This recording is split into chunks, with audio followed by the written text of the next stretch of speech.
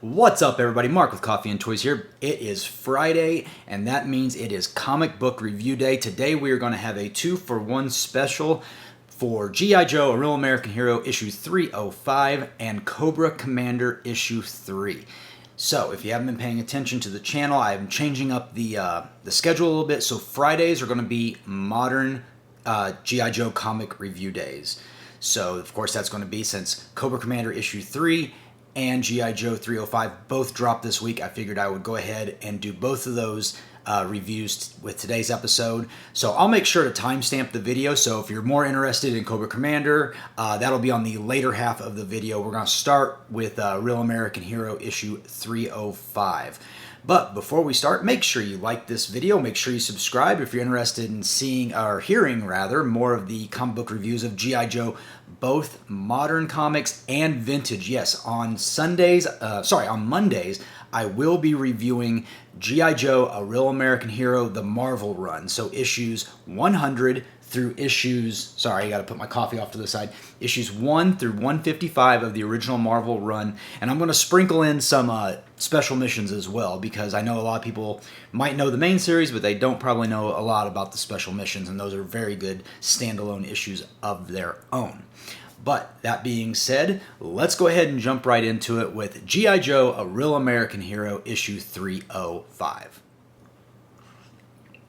So, like I said, let's jump into issue 305. I was able to secure a few different variant cover editions. So I did get the main cover showing Cobra Commander in his battle helmet with his cape. This is a very, very cool cover. I love this a lot. This is a really cool cover.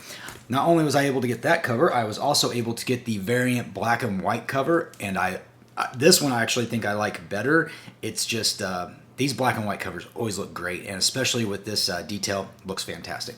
And then I was able to pick up the variant cover showcasing the Baroness and Dawn, and I think this is a fun cover, and probably my least of the three I have, but it's still a really neat cover, especially highlighting the femme fatale of the Baroness and our favorite female Snake Eyes. So, with that being said, let's get into this issue and let's talk about it.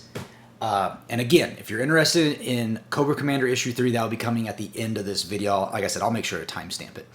But issue 305 of A Real American Hero is written by none other than Mr. Larry Hama, artist Chris Mooneyham, colorist Francisco Segala, flatter Sabrina Del Grosso, and letterer Pat Brazo. And I apologize if I butchered anybody's names. I try my best to give credit where credit's due, and unfortunately, I'm not very good with names. So, that being said, as I move my notes over so I can follow along, we open the issue with the Viper Squad and Cobra Commander looking at the cyborg remains from when Dawn fought the enhanced Vipers from the previous issue. They're looking at the remains, they're scorched on the ground, and Cobra Commander and the Televiper talk about the revanche. I don't know how to say that. Revanche? I keep messing it up every video. Somebody put a phonetically spelled out how I'm supposed to say revanche, because I don't know how to say it. Whatever. Blue Ninjas. Whatever they are. That's what they are. So, the Cobra Commander and the Televipers are talking about the team up between Serpentor Khan and the Revanche, and that in this particular scenario, it looks like there actually might have been a third party involved. These machines, cyborgs, just didn't blow up on their own. And so, speaking of Cobra Commander, the more I see it, the more I love that new look. So, and I'll make sure to throw a picture up of it. They've replaced the hood, like I said last issue, and he's kind of got that form-fitting balaclava mask now, and with the Cobra logo on it. I'm really enjoying that. And there's just a couple of pictures of him in this issue where he just looks like an absolute maniac. His eyes really tell the tale of how sinister and crazy Cobra Commander is. But anyway, in the meantime, Dawn is reporting back to Duke in the pit saying, hey, here's what's going on. And Duke's like, okay, lay low for a little bit and then try to make your way back to the pit. So Dawn is at her parents' house, and a CG shows up at Dawn's parents. and he's basically saying, hey, they are looking for Dawn. You need to turn her in, or it's going to be really, really bad news for you. And Dawn's also worried. She's like, they will kill my parents if they find out that I'm here. And so Dawn's dad's talking to the CG, and he's like, yeah, did you tell anybody about this? And the CG's like, nope. And he's like, yeah, I didn't think you would. You'd keep all the glory to yourself. And then he just punches him in the gut, beats him up. Dawn's mom smashes a lamp over his head, and they incapacitate him, allowing Dawn to escape.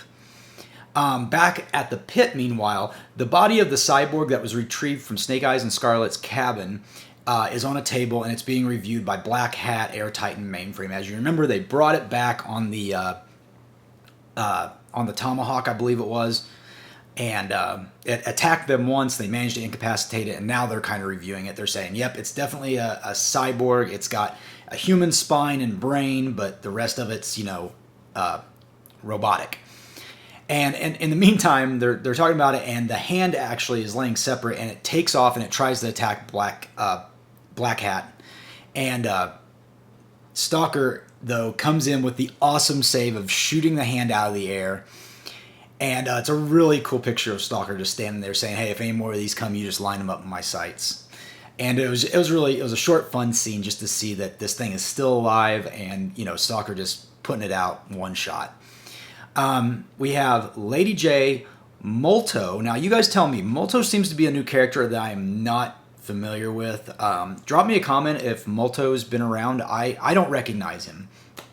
So we got Lady J, Molto, and Spirit are on their way to take care of the 3 enhanced Vipers that have been roaming around above the pit. If you remember, again from the last issue, those 3 Vipers were kind of sent on a recon mission. And now they're above the pit, and basically the time has come. Duke's like, okay, we need to go take those guys out. We've let them have their fun. So the three Vipers are in one of the quarters, one of these little barracks or something like that, and it's all empty. And Spirit, Lady J, and Molto sneak up on them and try to quickly dispatch the 3 Vipers. They dispatch 2 of them very quickly. One of the Vipers pulls a pin on a grenade, and he's holding it. And the 3 Joes are trying to make sure he doesn't release the pin. And because he's an enhanced Viper, he's making the comments, you're not going to be able to do anything about this. I'm way too strong for even all 3 of you. As soon as I let go of this, there's nothing you're going to be able to do. And you see Spirit, and they're all trying to keep that hand closed so he doesn't pop the grenade off. The pin's in the other hand. And Molto comes in and cuts the other hand with the pin off, and is able to use that hand to put the pin back in the grenade as they destroy the final enhanced Viper. And I thought that was a really cool fight scene. Really good teamwork between the Joes, and the cockiness of that Viper, and not realizing there is a way to get that pin out of your hand and back into the other hand. So it was really cool. Meanwhile, Serpentor and Mindbender are watching the fight, and Serpentor says this is all going according to plan. And at this point, I'm not really sure what he's talking about, because it definitely looks like his team's getting their ass mopped, just handed to them. We cut back to the casino on Cobra Island, and the patrons, that the casino tourists, whatever, who are now mindless zombie-like slaves, are all lining up for enhancement, because remember, the Revanche are there to enhance them and make them even more indestructible than they might be right now. And anyway, so in the meantime, a Blue Ninja, Cyborg, Revanche, whatever they're called, walks up to a Python officer, which I thought was really cool to see. I thought it was cool to see the Python officer make a debut, and you can see underneath his balaclava how he's like all zombified underneath of it, and he just has white pupils. And anyway, the cyborg goes, hey, we've got a discrepancy in the some chips that are missing, and the Python patrol officer basically says, oh, okay, that's no problem. I can take you to where we store everything. It's just a glitch in the system, no big deal. And as they walk into this area, the Revanche says, hey, this seems to be a shielded area. I don't have any comms anymore. And the Python officer immediately stabs him with a knife, and they start fighting.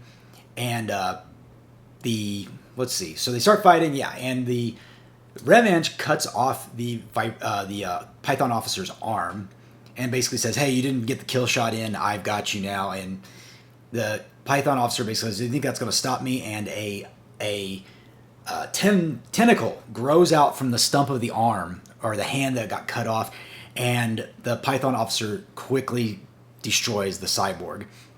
And so Serpentor's watching all this and says, okay, when the Revenge doesn't report in, that's going to raise some flags.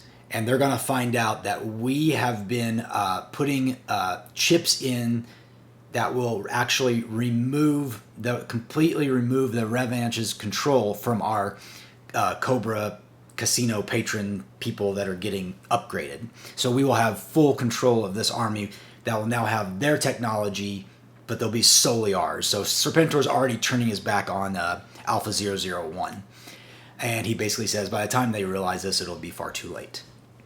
So that is Serpentor's plan. Sorry, I've got my notes off to the side. My camera's actually in the way. Okay, we switch back to Castle Destro. Now, if you remember the end of the last issue, we saw Zartan showing up at Castle Destro.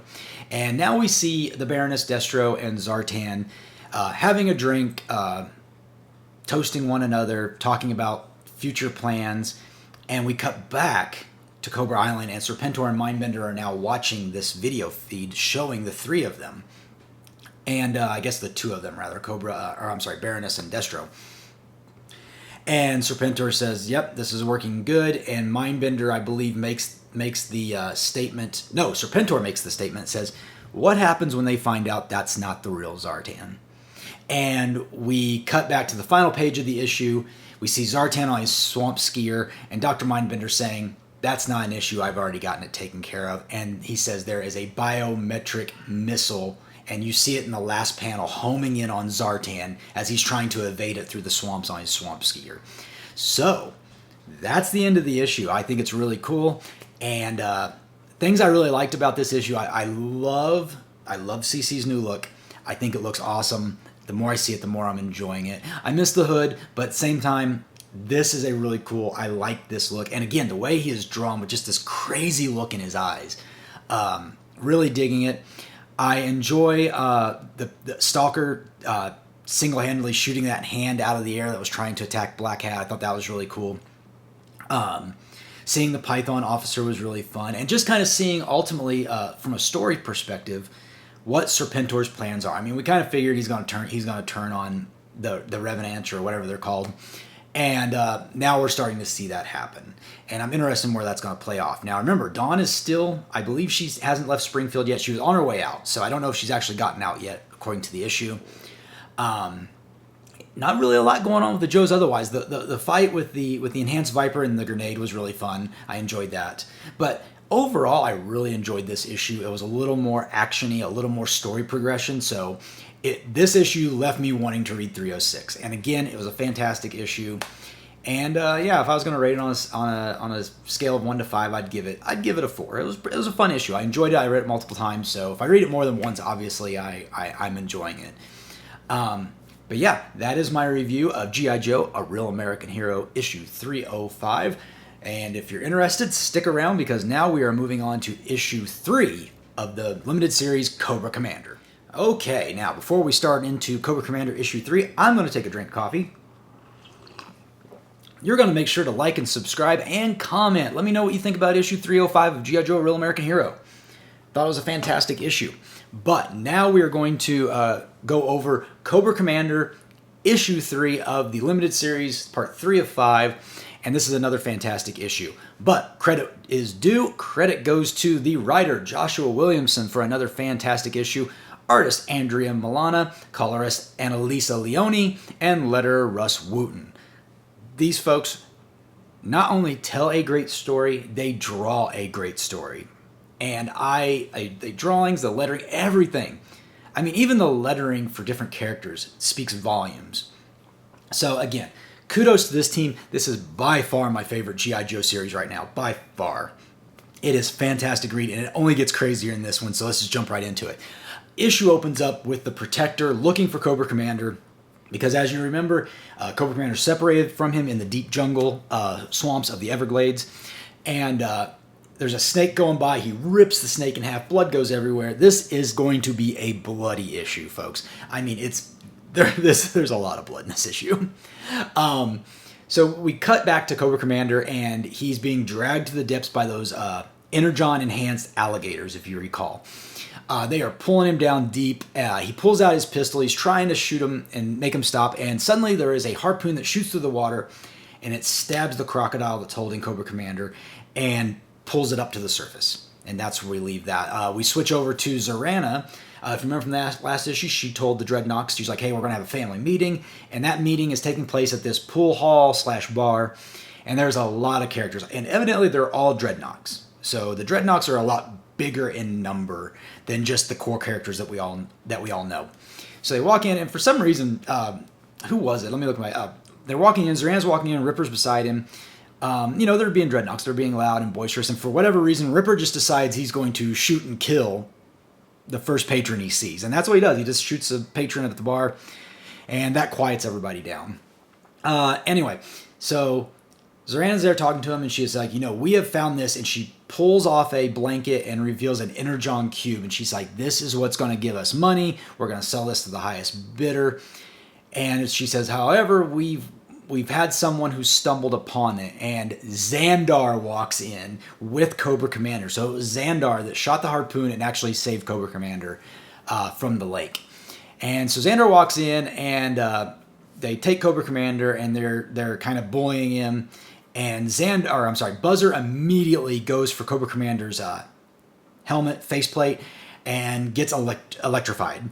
Pulling in some of that stuff from the classic cartoon, where we know that Cobra Commander has all sorts of mechanisms in place so he cannot have his helmet removed.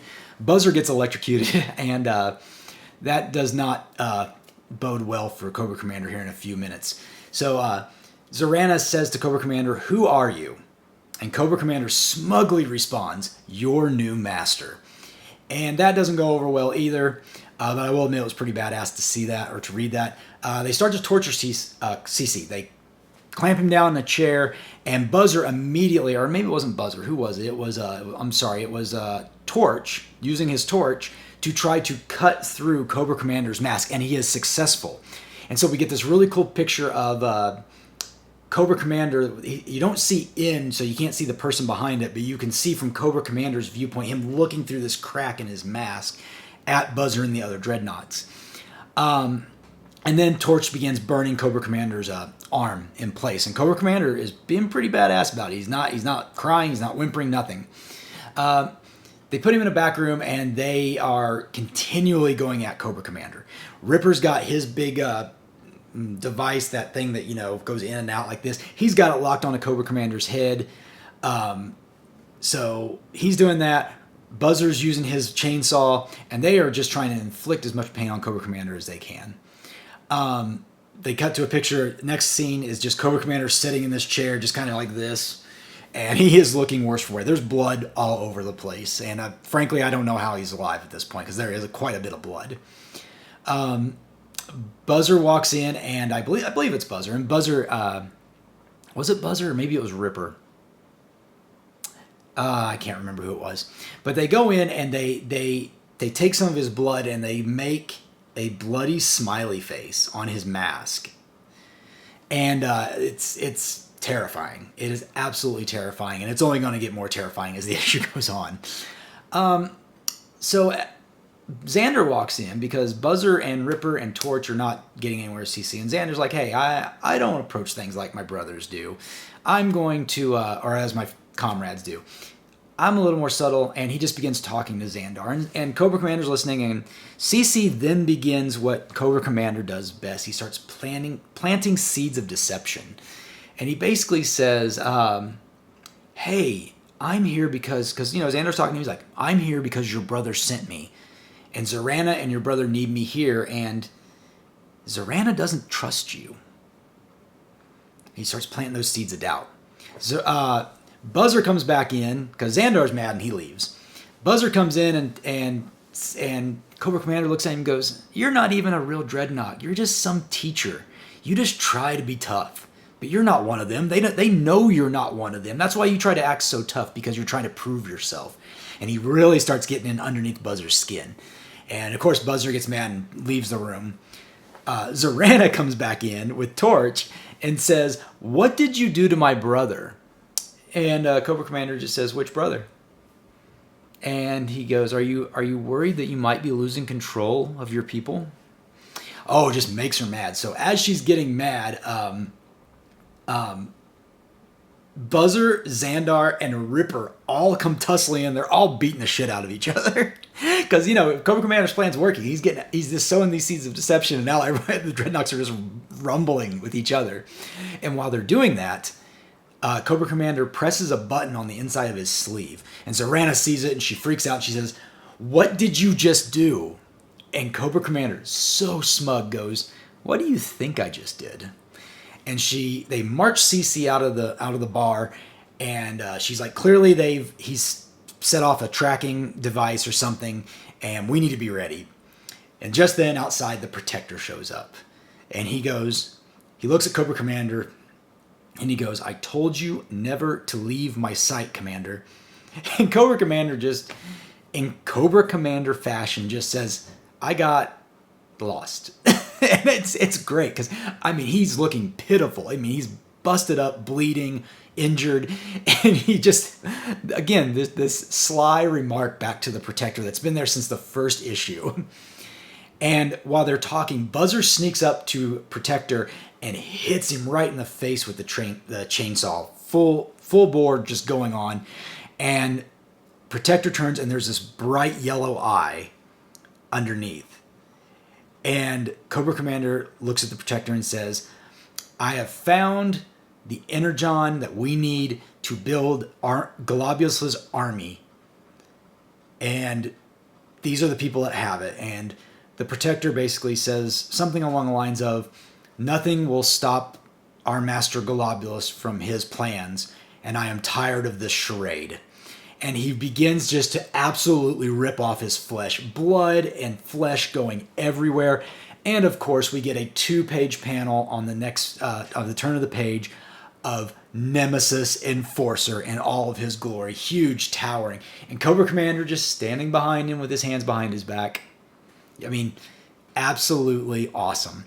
And the issue ends with Cobra Commander standing there with his hands behind his back from a far out view, and each panel moves in a little bit closer, a little bit closer. You see help and and all these different things going on as Nemesis is just tearing through these dreadnoughts.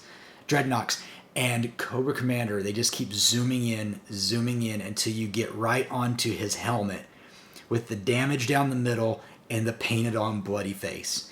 It is an absolute killer, if I may make the pun, to end the issue. I loved it. It was terrifying. The entire issue was amazing. Cobra Commander, again, this is the best series being produced by Skybound Entertainment Image Comics right now. And the story they are telling is crazy. And getting to see Nemesis Enforcer, we all knew he was coming. The rumor mill was spewing that it was going to be, the Protector was going to be Nemesis Enforcer. I think we all pretty much knew that with the start of the first issue, but it was finally great to see Nemesis Enforcer being exactly how we remember him from the 87 movie, just this towering beast that is just far more deadly now in the comics than we ever would have expected back in 1987. But yeah, love this issue. It was fantastic. And I forgot to actually show you guys the covers. So make sure you hit the like button real quick while I get the covers. So we do have, I did get a few different issues, cover variants. So this is the issue I actually wound up reading. And if I can get the glare off the screen, I apologize. You can see we've got the crocodile or alligator chomping down. We got CC running through the swamp in the background. This was the issue I read. This is a standard cover issue. And then there is this issue, which is pretty notable as well, showing Zorana with her weapon and Cobra Commander tied up right here, just like he was in the issue. And finally, we do get the variant cover, which is classic Cobra Commander with Buzzer showing up in his faceplate. Also showing up right here on the chainsaw, which is very cool. I just noticed that. So yeah, another fantastic read. I love these issues. And yeah, fantastic times. So with that being said, what do you guys think? I've told you about both the issues. Are you guys picking them up? Please make sure, if you're enjoying these videos, these comic reviews, go out and support your local comic book shop. Make sure you pick up your own issue of Cobra Commander, issue number 3, and G.I. Joe, A Real American Hero, issue 305. Both stories are going great, chugging along. Other housekeeping items that I just want to cover real quick is that the Cobra Commander miniseries and the Duke miniseries, or limited series, whatever you want to call them, they will be ending with issue 5 of their respective titles. But we are going to be getting Destro and Scarlet as a limited series as well. So I am looking forward to picking those up this summer when they come out. Those will be fantastic. Again, Destro and Scarlet will be coming out this summer, I believe around June. I think that's when I read they were coming out. I have also... I'm probably not going to do a review of this comic, but I will show it just in case you're wondering. I did read the latest issue of Transformers. This is issue 6. So I did read this. I don't know if I'm going to do a review on it yet because I'm still trying to... I kind of want to play catch up. I want to see if I can find the other first 5 issues and see if I can bring their... because they're part of the Energon universe as well.